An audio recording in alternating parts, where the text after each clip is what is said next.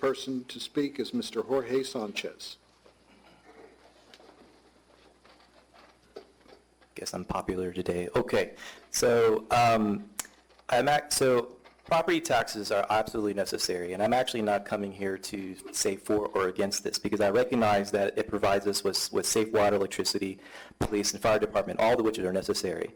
The conversation typically about property taxes, I suspect, will be around the idea of whether large government, small government, intrusive governments. But rather than focusing on these issues, my concern is really how inefficient our housing model is, which has resulted in an increased tax burden, along with the risk of harming those who are already barely making it financially. The conversation of property taxes is the conversation of increasing the cost of living. So the consequences of increased expenses of housing, which includes property taxes, will force the already vulnerable to become either homeless. If not today, then some other tax increase in the future. Without having a clear plan of affordable housing, rising taxes will cause undue harm to the poor. So how can we address the needs of the city along with the needs of the vulnerable? You can do this through a more efficient tax system, which developers can, which I call the multi-use developments, which is the idea of building up and not out.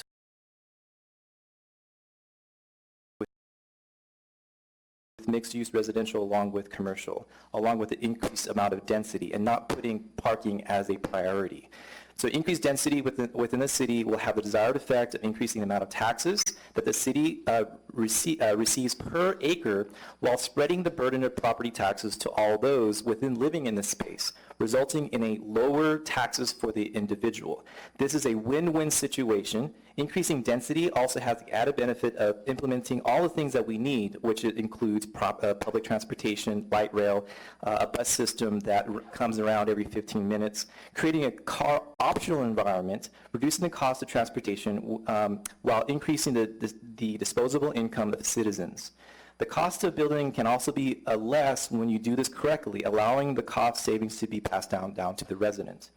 Also, by reducing the urban sprawl and increasing density, the cost of utilities will decrease because the distances that lines and pipes needed to travel will be less, thereby reducing excavation costs along with the materials needed for servicing these areas. Now, with good ideas will come criticism, undoubtedly.